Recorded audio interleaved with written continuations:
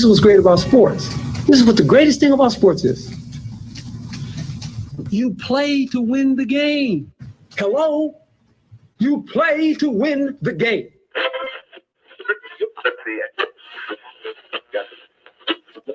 Winning isn't everything, but it's the only thing. In our business, there is no second place. Either you're first or you're last.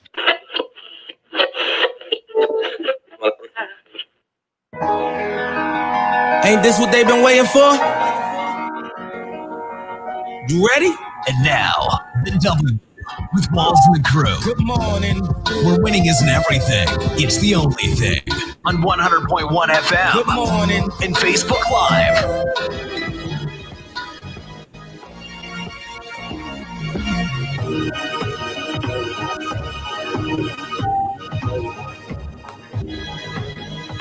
Good morning. Another Saturday morning with your guys at the W Show. As always, thank you for tuning in, whether you're watching on any of your social media platforms, listening in your car, 101.1 FM, One Kansas City Radio, watching the W Show, like I said, on any of your social media platforms, streaming us live. Coming up on today's show, we'll talk about Dwayne "The Rock" Johnson. He's teamed up with his ex-wife to purchase the XFL for $15 million. Odell Beckham Jr. says the NFL should cancel the season. A lot to talk about with that. The latest NBA COVID-19 test results return 0 positive tests. NBA team owners also pledged $300 million over the next 10 years to Black empowerment. NBA Hall of Famer Allen Iverson says the Lakers' LeBron James is the one. I wish I could do it in his voice. The one dog over Michael Jordan. What? That's crazy. And we'll have our sneakers of the week.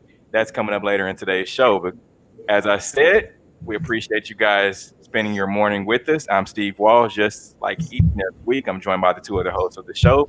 My guys, DJ Q and No. How you guys doing? What up? Man, just Saturday. How was your last week, man? Sleeping, fighting off the Rona.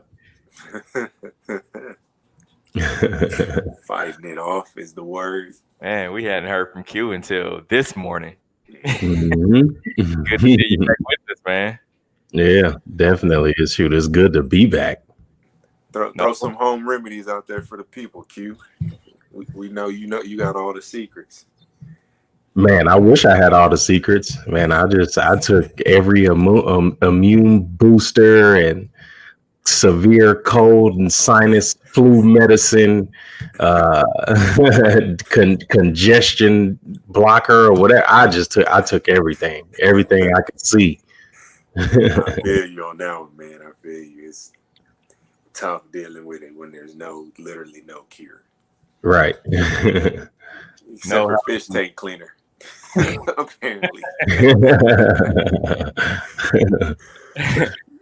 My week was cool, man. It was good. Just kind of really is, again, this really same thing over and over, just kind of waiting it out, halfway waiting it out, both sides of the fence type thing. Watching some NBA. Really, That's it. So. No golf, no baseball, no MLS is back, nothing of that. Nah, we good. We good. It's all basketball for the moment. Yeah, speaking of baseball, shout out to our guy, also a friend of the show, Monte Harrison, Lee Summit West grad, who got his first major league call up actually on Thursday, and then got his first hit. Was it yesterday? Yeah, he was beat out an infield hit. I saw it. Congrats. He's playing center field for the Miami Marlins. So shout out to Monte. Let's get into today's headlines. And now, here are the biggest sports headlines from this week. We bring them to you every Saturday morning on the W with Walls and the crew on 100.1 FM and Facebook Live. According to CNN Business, Dwayne "The Rock" Johnson is teaming up with his ex-wife and top sports management company to buy the bankrupt XFL Football League for $15 million. So in a statement, The Rock has said his decision to take part in the group to buy the XFL was rooted deeply in two things. One, his passion for the game and desire to always take care of the fans. Okay. Surprising to you guys? No, he used to play football, didn't he? Yeah. He played at my University of Miami. He's Yeah. always been kind of close to the football community. So I'm not. What's surprising about it is he has a good enough rapport with his ex-wife to like go into business dealings. That was a surprise for me too. Who else can really do that? Like, who do you know that if their ex-wife, they can just let's go buy this failing football league and like try to make a profit. Yeah. No, I love it, man. It's it gives the NFL some competition. You look at, I mean, really, you look at Instagram and how Instagram is going at TikTok and how Instagram has gone after Snapchat. And I mean, that's like the position that the NFL is in. The NFL is able to consume pretty much the whole football fan base that you have out there. And this now gives it competition. It forces the NFL to look at things in a very different light. And we all know the NFL is very hard-headed, but then also very conservative and not really forward-thinking at all, especially when it comes to black and non-white players, not even players, but the fan base. And I think The Rock and his wife are going to be able to take a lot of what the XFL has done and not only push that forward, but push forward a lot of new ideas that need to happen. Facts. Big facts. And his ex-wife, she actually is part owner of his production company, $7. I think it's called $7 Entertainment. And it's coming out with, Jumanji, Ballers, all those his shows. And the thing about it too is a lot of people question, The Rock, why is he spending $15 million to purchase the XFL? Of course, they went bankrupt. We all know that. They still owe money to players. But I think The Rock understands that anything he puts his name on turns to gold instantly because he has that credibility. And so I think it's a good deal. Yeah, it's definitely a good deal. And I mean, you look at McMahon and again, being somebody that's very old, somebody that doesn't look at the non-white fan base as people and as valued customers. And then you turn it over into the hands of two people that very much understand the plight of people that the NFL doesn't cater to and that the NFL doesn't care about. And so we'll end up seeing a lot of people jump ship from the NFL. And I mean, the NFL being stuck in all their old ways. This is something that is going to afford people just an alternative. I mean, you need that alternative in any facet of life. You need that alternative that's going to be inclusive, but then that also speaks to a certain demographic, especially the demographic that makes things cool. Exactly. That's the one factor I think that is going to be the biggest is the entertainment factor, or what the XFL will do different than the NFL. Because again, just echoing Q, stuck in old ways. It's not such a good old boy league, but it's kind of ran by good old boys, and it's now seeing that The Rock is going to be the new face of this league for the moment. Now that he's bought it, I'm sure he will implement many rules and many different things to attract the younger fan base. Because let's face it, I mean, as strong as football looks right now, kind of the sport itself is dying as far as like youth engagement because it's such a dangerous sport. And I think The Rock understands that, and so I would trust him going forward with like making the XFL a good alternative to the NFL. So this is great. And just both of you guys said, The Rock, he understands culture.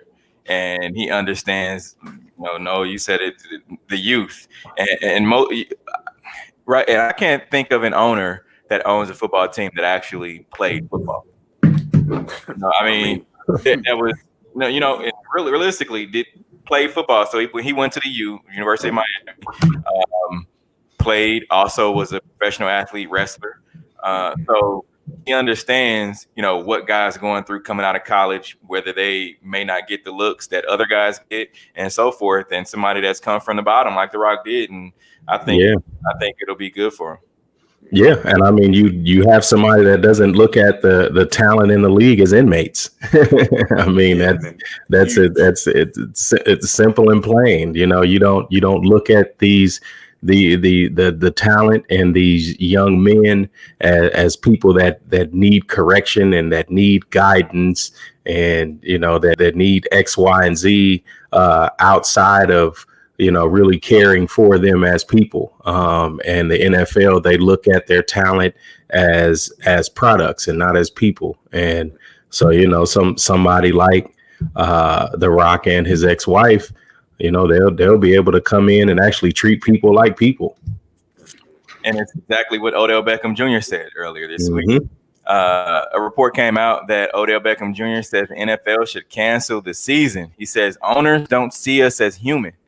So before the players reported to training camp this week, Beckham spoke to the Wall Street Journal's Lane Florsham and shared why he thought that the league was incentivized to have the season. And so, I mean, you guys can check out the full article on our Facebook page and some of our other social media platforms. But since then, it's been said that OBJ feels more comfortable after seeing all of the safety protocols than what the NFL has in place.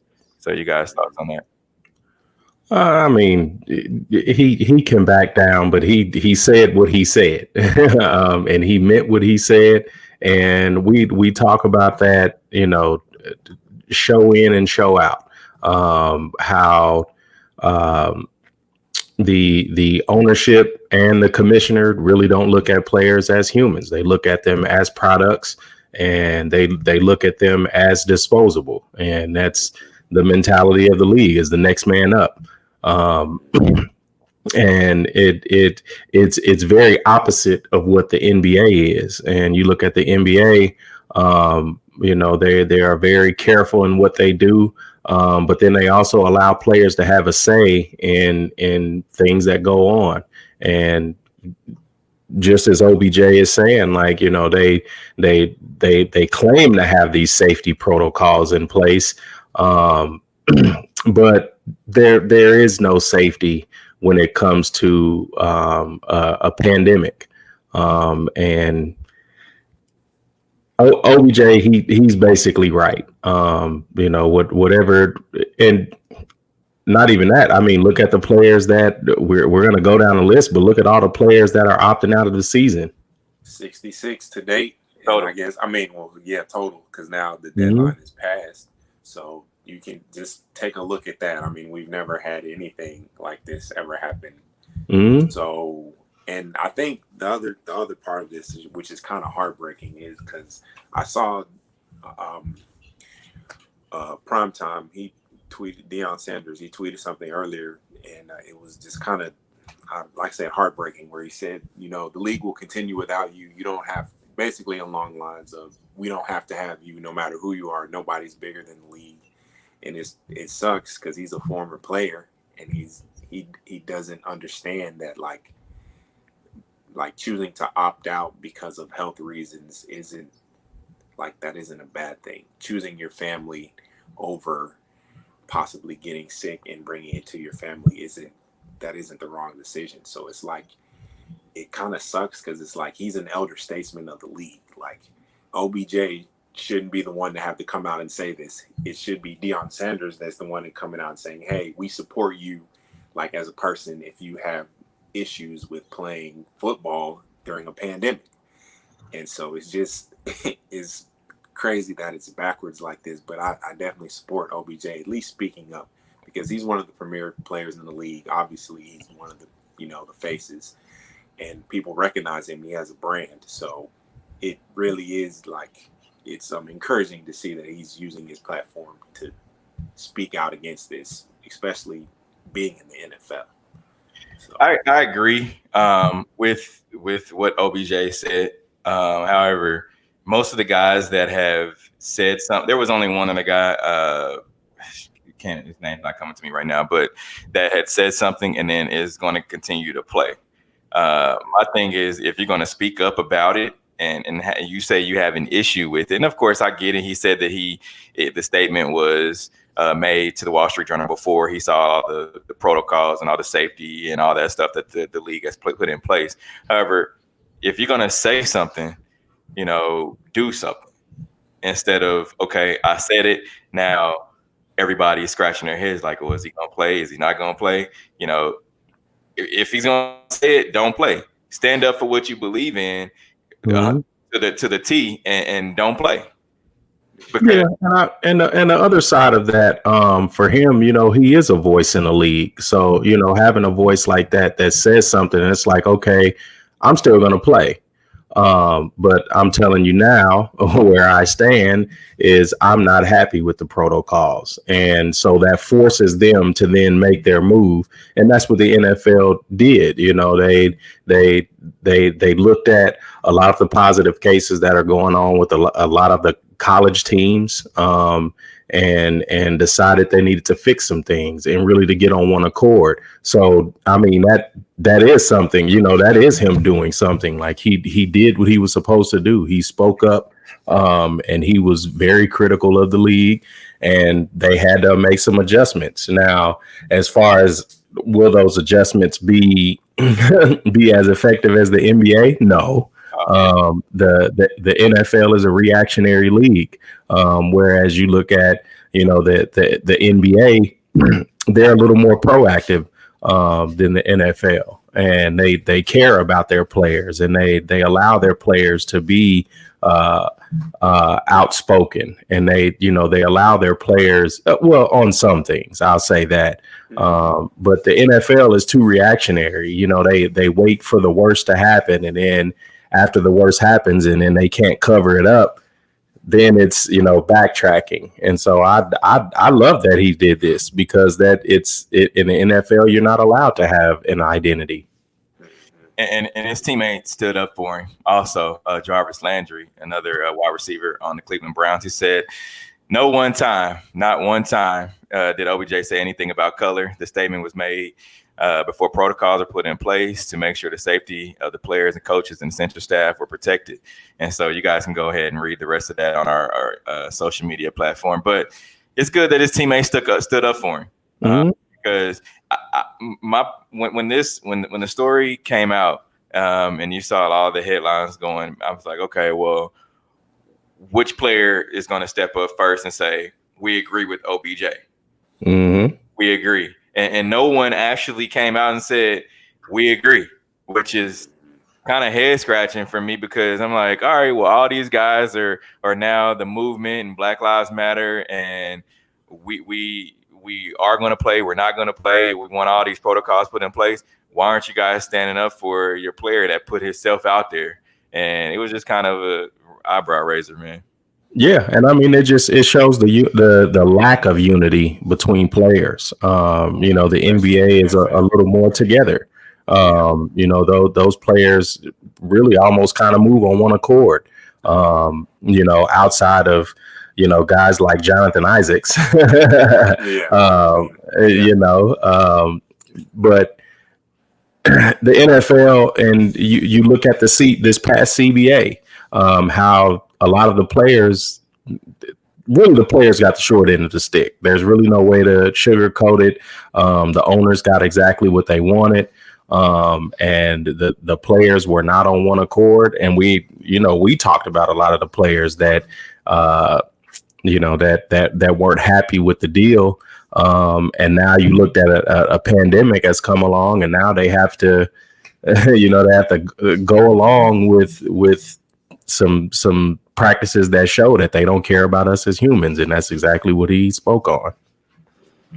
And so you talked about unity. The WNBA players, they wore a Vote Warnock shirt opposing Atlanta Dream co-owner. So the WNBA players across the league are wearing Vote Warnock t-shirts to games earlier this week to support Reverend Raphael Warnock, who is one of the candidates running for the U.S. Senate seat under currently occupied by Atlanta Dream co-owner Kelly Loeffler. So earlier this month, Loeffler, a junior U.S. senator from Georgia, wrote a letter to the WNBA commissioner, Kathy Engelbert, opposing the league's choice to include Black Lives Matter in its social justice initiatives, calling it a political movement.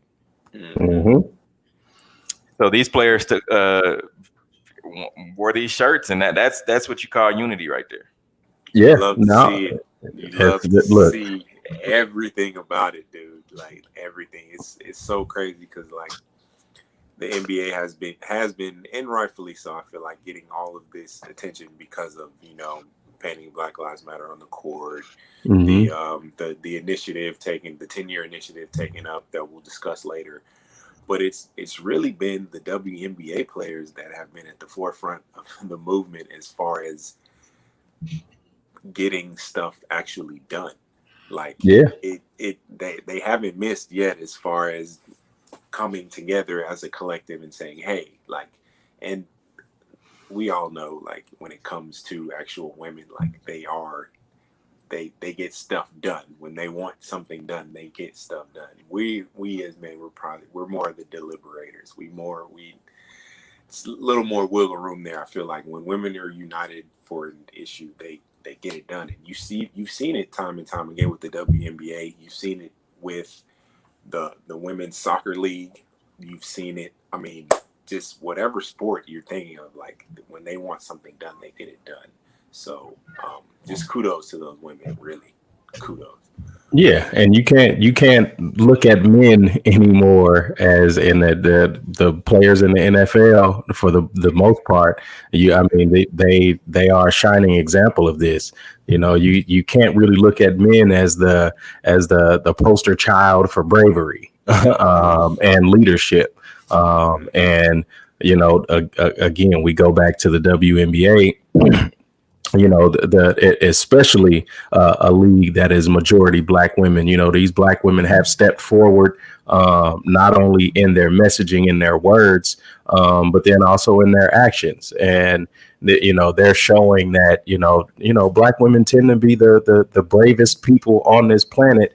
And round of applause to them and every woman in the NBA and the WNBA. That is a part of their movement, and that are catalysts for it, because they just do an outstanding job in their messaging, and they all, from what it appears, they are all on the same accord. And the thing about it too is Loeffler, after her comments, the league, the players got together and they said, all right, but we want her to have to sell her share of the team, kind of like Donald Sterling, had to do in the NBA with the Los Angeles Clippers. Mm-hmm. And she said, no, I'm not selling. And so this is what you get when you don't adhere to, the majority, as far as when it's something negative and you don't adhere to what people are recommending you do. This is what you get.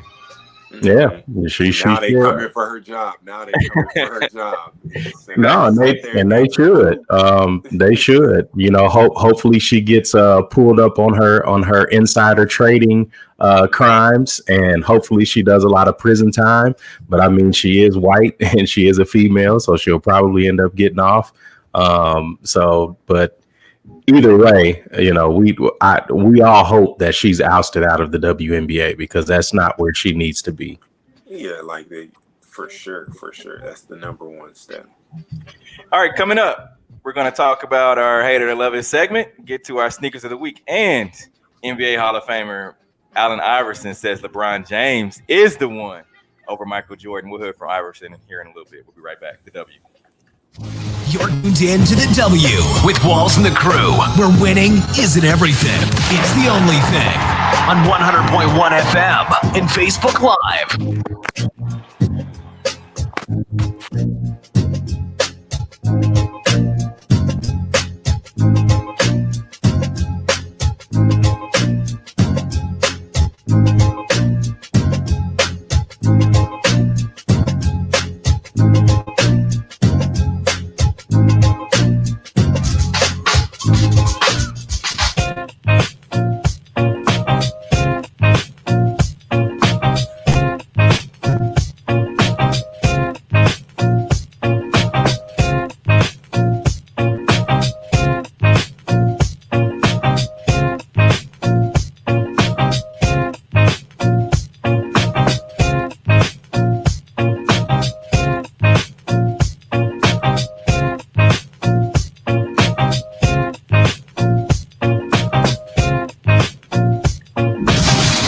tuned in to the W with Walls and the Crew, where winning isn't everything. It's the only thing. On 100.1 FM and Facebook Live. Back in on the W with Walls and the Crew. Noel, Yeah. we are here. Thank you guys again for tuning in. 100.1 FM, the W Show, all social media platforms, and streaming live on Facebook Live and YouTube Live. So follow us on YouTube. All of them. Subscribe to our YouTube. Like us on all social media platforms. Is it YouTube Live or YouTube Red? Which is the Live. YouTube Live? Yeah. YouTube. Okay. Yeah, Red I think is like a cable service almost. Wait, YouTube. We'll figure it out later. Listen to our head. I love this. It's that time for Love It or Hate It. Hate it. If we love it, we talk about it. If we hate it, we move on. All right, our sneakers of the week. Up first, the Air Jordan 1 Retro High OG Women's, the satin red. I love these, man. Yeah. Of course. Coming our size though. Yeah, They might, you see them in men's size. I would 13 have to would be grab the- those. Like, so 13 is my women's size. So if they go up 13, like, then we can talk. Yeah, and they have like a satin snakeskin kind of on the back material on the back of the shoe, which is really dope. No, I love these. Definitely love them.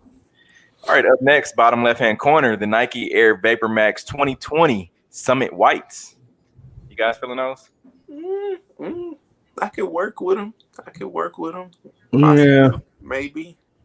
Yeah, I'm not really feeling them, but they could go well with some sweatpants or something, Yeah, my thing about these clear soles on the bottom is they turn yellow. You wear them once, twice, maybe outside, and Yellow. they're gonna be yellow.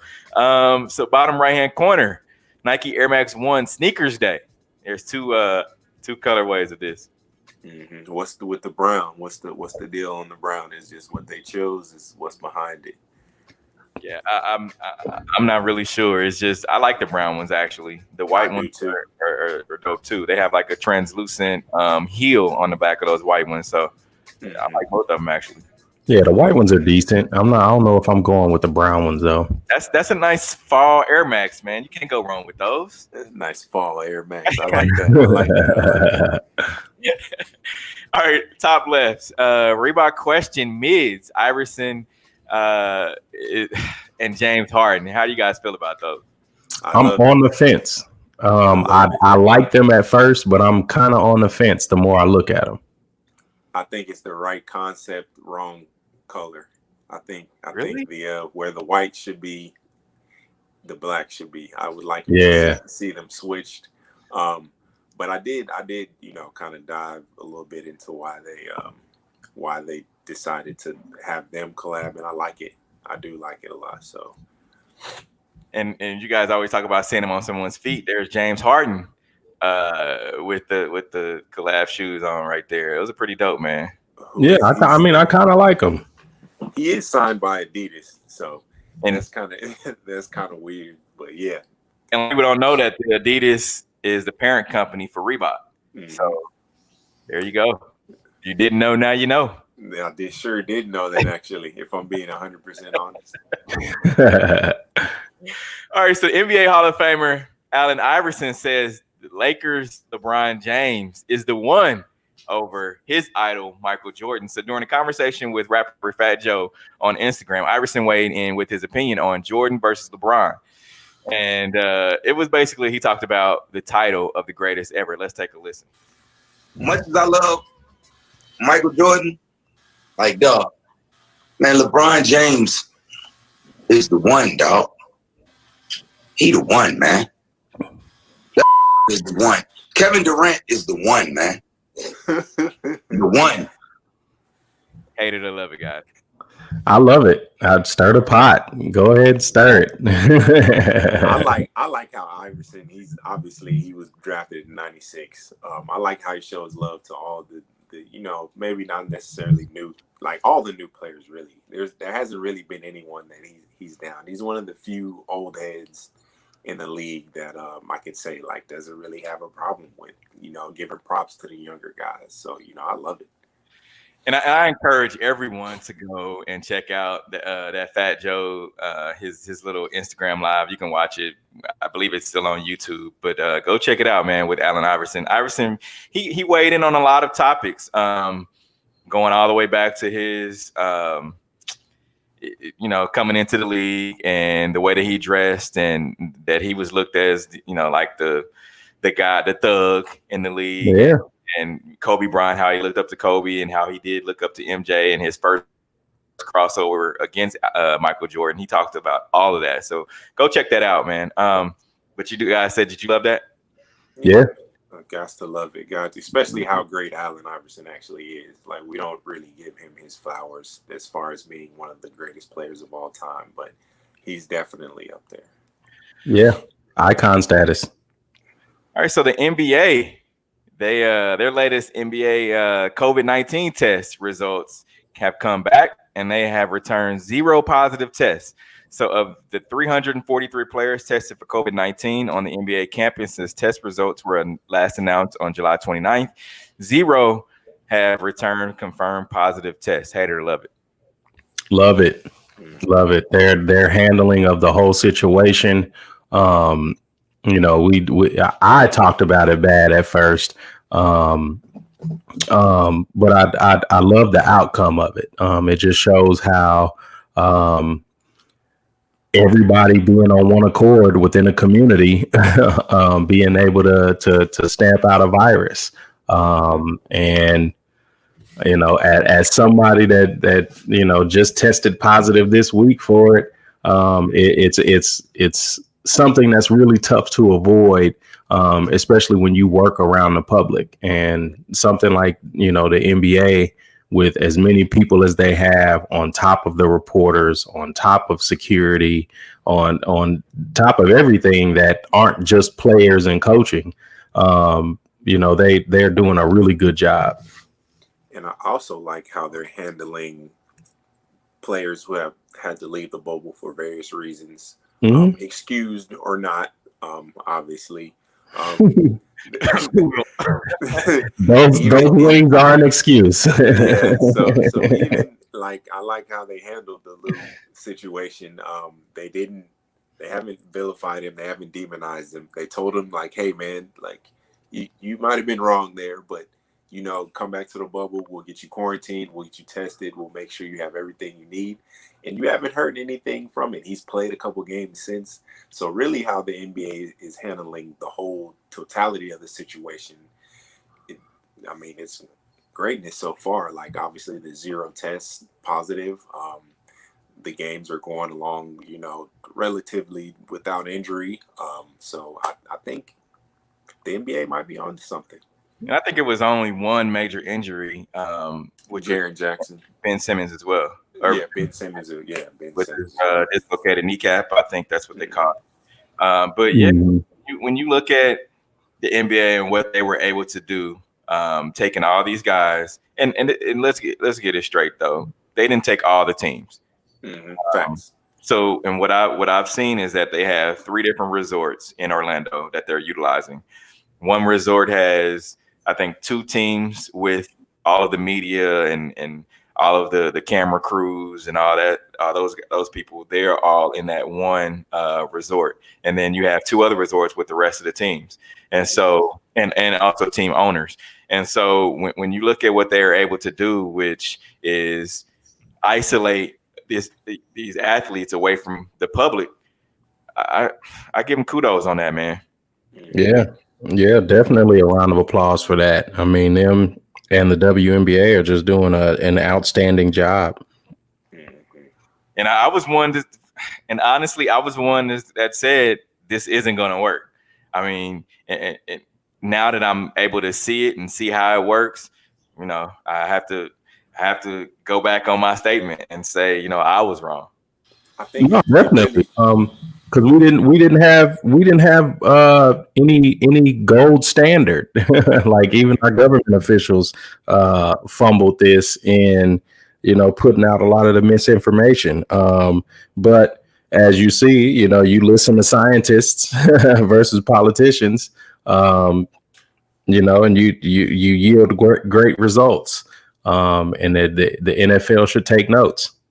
I really think it speaks also to the maturity and the leadership of the upper echelon of NBA players, whether you're talking about a LeBron James or whether you're talking about a Chris Paul. Just like we've said, continue to say throughout this whole show, like being on one accord, like being on one string, being on one team, honestly. I mean, you know, those guys are all competing down there and they're, you know, trying to win a championship. But at the same time, like they know that the end goal is like, we just want to play basketball and be healthy. We just want to have fun. We just want to, you know, make this experience as enjoyable as we actually can. Definitely.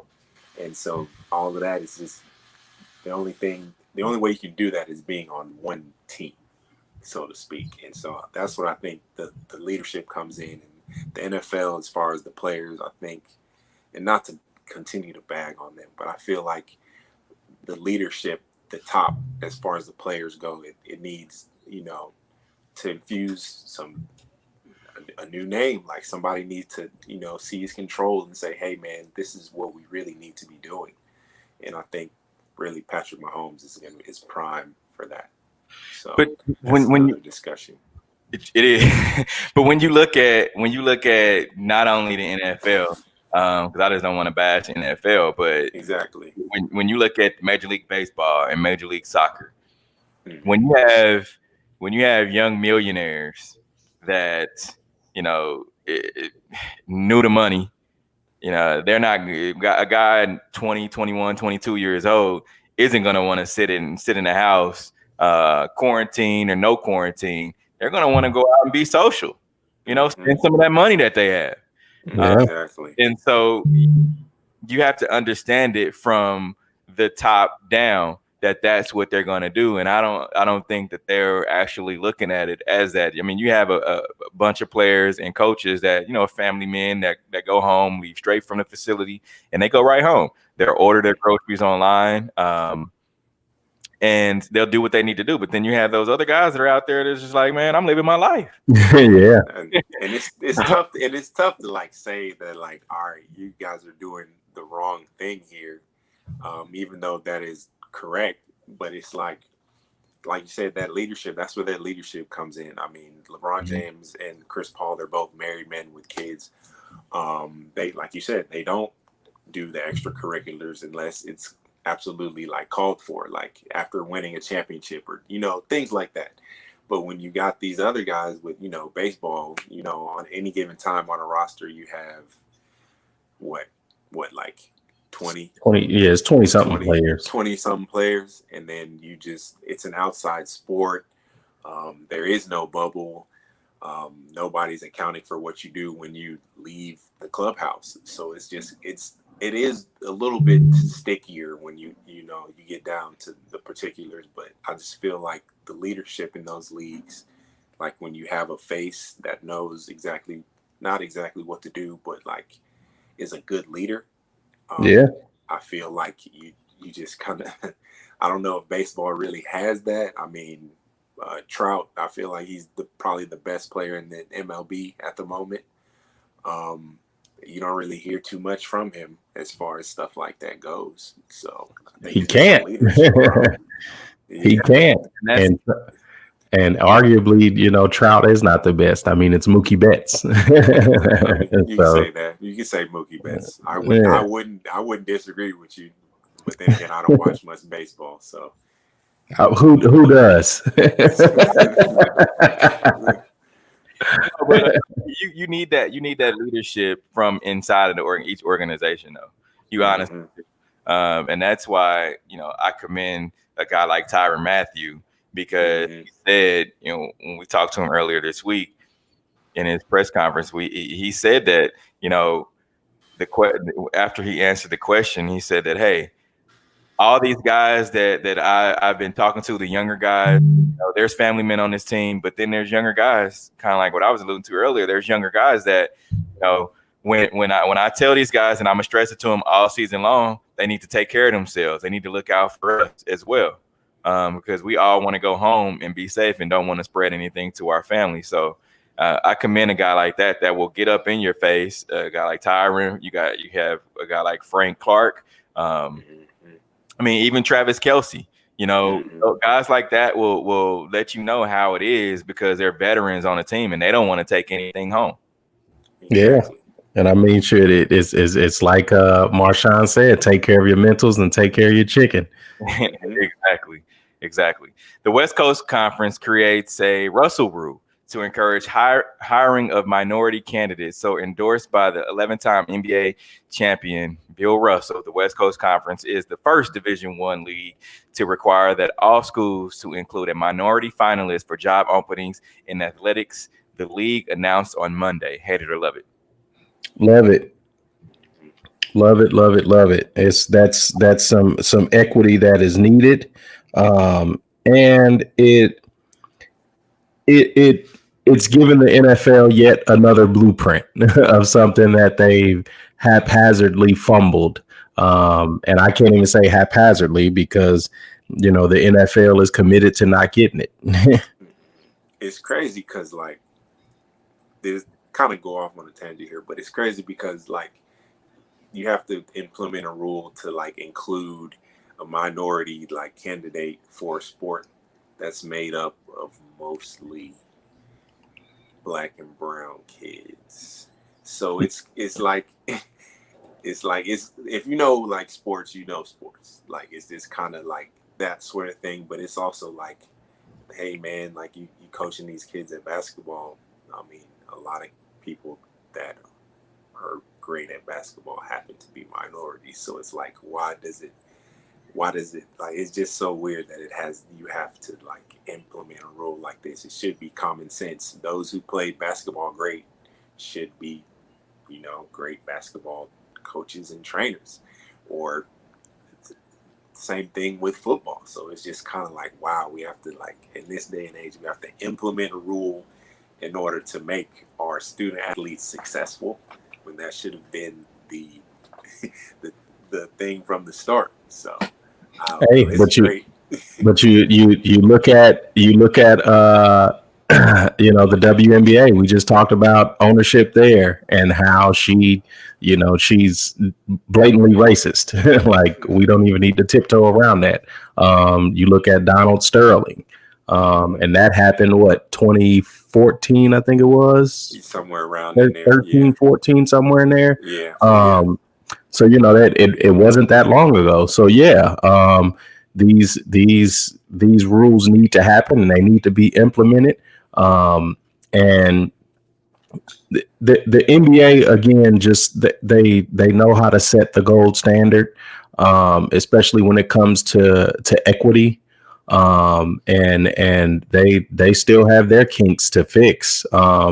But they're actively doing it, and they're not waiting for something to go wrong before they say something needs to change. Facts.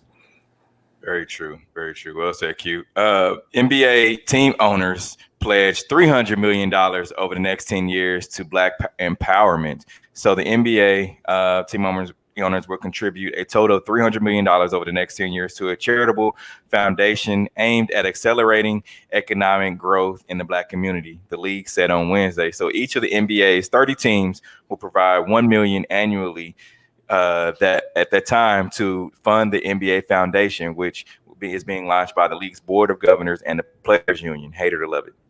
Love it. Love it. Guys, to love it. Love it. Gotta love everything about it. I mean, it needs to happen because you look at, there's legislation in almost every state and every city where Black people reside. Those tax dollars are taken out of those neighborhoods, and they help build up, the neighborhoods where white people are. And for them to be able to take this money and put it into these communities that need it. I mean, hell, you look at the KC Mo School District.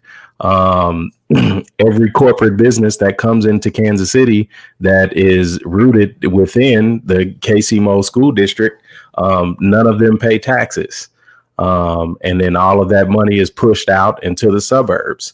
So for the NFL to not the NFL, but for the NBA to take that money and put it into those communities that are largely deprived of resources, that is a big thing.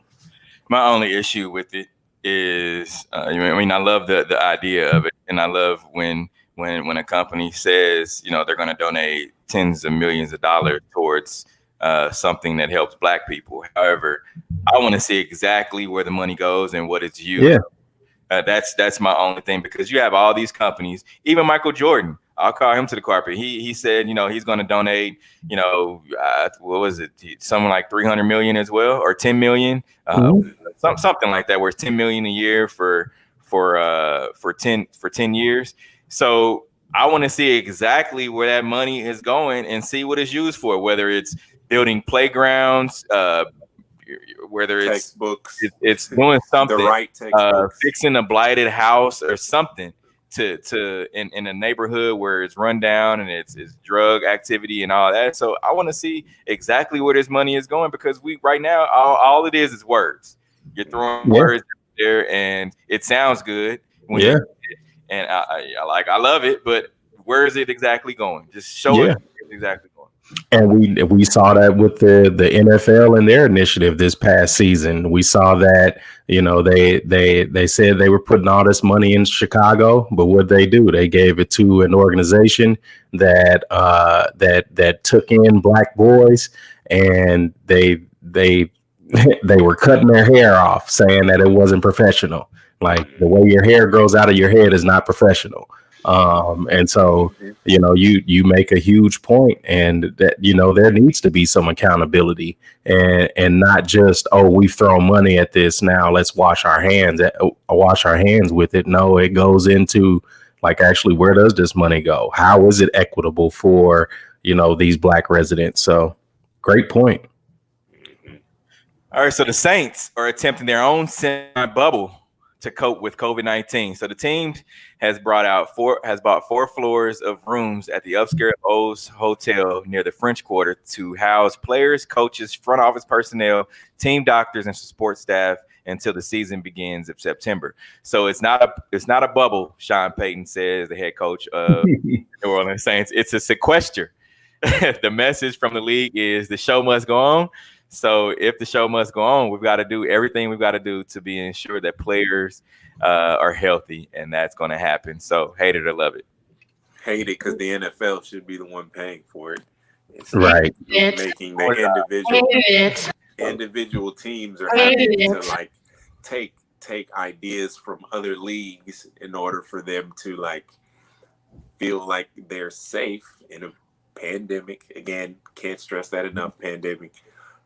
So I hate that, but I mean, I guess I love it from the Saints' point of view of, well, I mean, if they're going to say we have to, you know, we're going to play, then let's take some initiative. Let's like be self-starters and let's play both sides of the fence. We don't play football. We want to play, but we want to remain safe. So let's kind of, including our workers that are under us, not just the players, but workers, coaches, all of that. So good on the Saints, bad on the NFL. Again, yeah, it seems like we just kind of going in on the NFL, but it's like yeah. And that's, I mean, you said it right there. They try to play both sides of the fence, and that's the issue. They don't take a hard stance on anything. And when you look at the equity that we've been talking about and, you know, ranting about for forever, and, you know, what all of the protests were back in June, is equity. And the problem is when you try to play the middle and appease both sides, you're giving racists a voice. And that's the problem, is that racists have had too much equity into what goes on. And it's again, Sean Payton's another player's coach. He understands that even if money has to come out of his own pocket, he's going to ensure that all these guys are stick together. We're a team. We're going to stick together and do what we need to do because I'm sure he's like, hey, I don't want to take anything home. I understand that we have new young millionaires on my team that will want to go out and still hang out, whether it's house parties, whether it's doing this or doing that. We're going to all be together, even though it's voluntary. He's saying it's voluntary, but if Drew Brees is going to do it, the team will be expected to do it. Yeah, definitely. Yeah, exactly. So. All right, so the NCAA Division II and Division III championships for fall sports are canceled due to COVID-19 pandemic. So the NCAA Division III President's Council made the decision on Wednesday to cancel championships for fall sports in the 2020 to 21 season. This decision was made due to the COVID-19 pandemic and related administrative and financial challenges, according to the NCAA. Hate it or love it. Love it. Love it. Taking a very hard stance. It's crazy because like the Division I is part of that as well. Do Division I athletes are they not susceptible to COVID-19? Is that they are susceptible, but the problem is that there's certain groups of men, very specific groups of men that are going to lose money. And it's not necessarily that they're going to be losing money. It's not that they're going to be making as much as they normally do. And it's either that or the lives of inmates. And they don't care about these inmates. They care about their pockets. Bingo, bingo, bingo. So yeah, that's my only problem with it. I'm glad that, some sports are being canceled, and really it's not even that the sport is being canceled, it's just the championships. They still are on schedule to play their still playing seasons. For nothing. Yeah.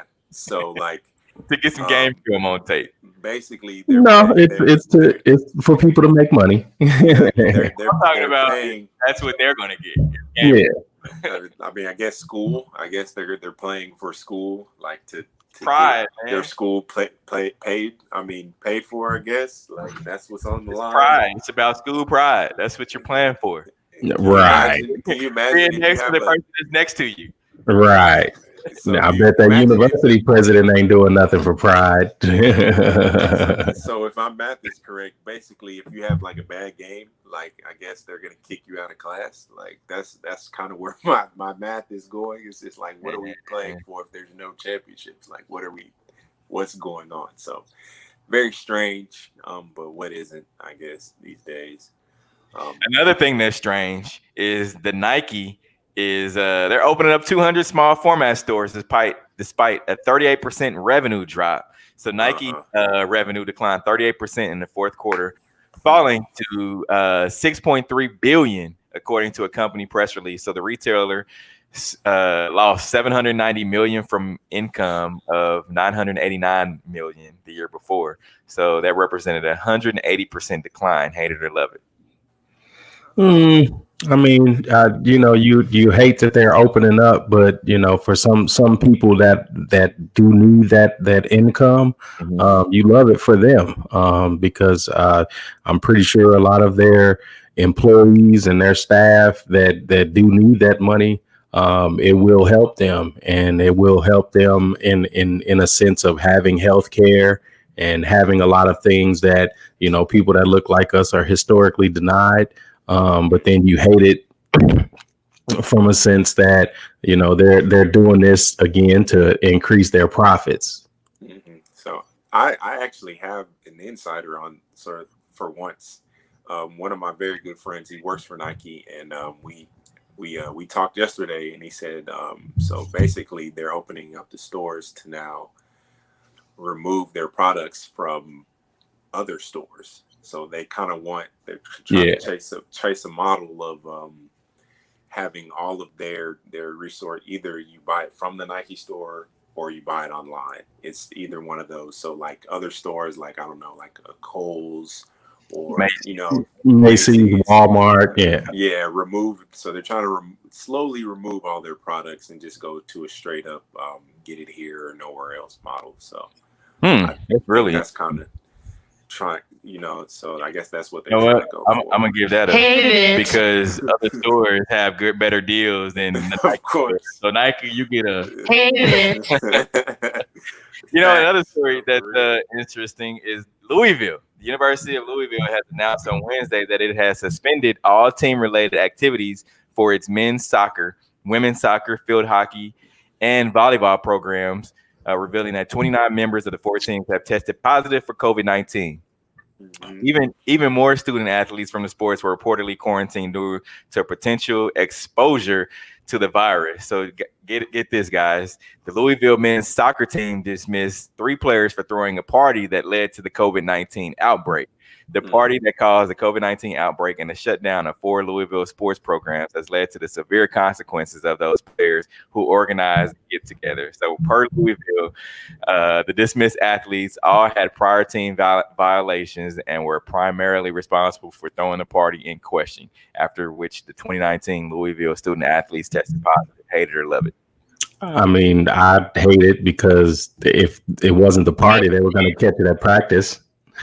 I mean, but then again, here's some young guys, even though they're not young billionaires, they're still young people that don't want to sit in the dorm room and look at the 4 walls or look at Netflix or scroll Instagram. They want to get out and be amongst people. But you see, they didn't cancel football. And they didn't cancel the breadwinner. Football has plenty of positive tests. Like, teams aren't just reporting them. Like, it's crazy because you haven't really heard anything about football testing their players or anything, but literally, like, they are on campus right now and they're ramping up like activities. No tests are going on because they don't want any positive tests. So it's like, it's a little wild. What was that school that we talked about earlier this week, though, Steve, that actually, I feel like we talked about it. Was Colorado State. Colorado State. Yeah. So, I mean, when you look at schools like that, I mean. And they're not a huge football school, by the way. They're in the Mountain West Conference. They have a football program, but I would almost say like the basketball team is more notary than the football. So yeah, but football still brings in money. So yeah. All right, guys. Matt Breida, man, he's in the news because the Dolphins running back says that he's the fastest guy in the NFL. Hate it or love it. Steve hates this. I love it. I love it. Yeah, stir the pot. He said his proof is because of NFL's Next Gen Stats, which use tracking data on every player's shoulder pads to measure running speed. Breida's 83-yard touchdown run last season made him the fastest ball carrier in the league at 22.3 miles per hour. So Breida recently bought himself a Lamborghini, which he says matches his style of play. Hey, he used facts to back it up. Hey, I need to see your touchdowns. Man. You out here claiming the fastest in the NFL. Hey, touchdowns have nothing to do with speed. All right, we appreciate everybody that had joined in today on today's show. Appreciate you listening to 100.1 FM, One Kansas City Radio. Remember, you can also download the One Kansas City Radio app. Go do that. Follow us on all social media platforms. Guys, have about 30 seconds left. What do you have going on for today? Recovery. Same, but not recovering from anything. I'm just staying in the house. I might go hit a couple golf balls, guys. We know it's Saturday. It's a nice day outside. We know where to find you. Very nice. Again, appreciate you all for joining into us. Until next week, we are out. Peace. Are you not entertained? Are you not entertained? Is this not why you are here?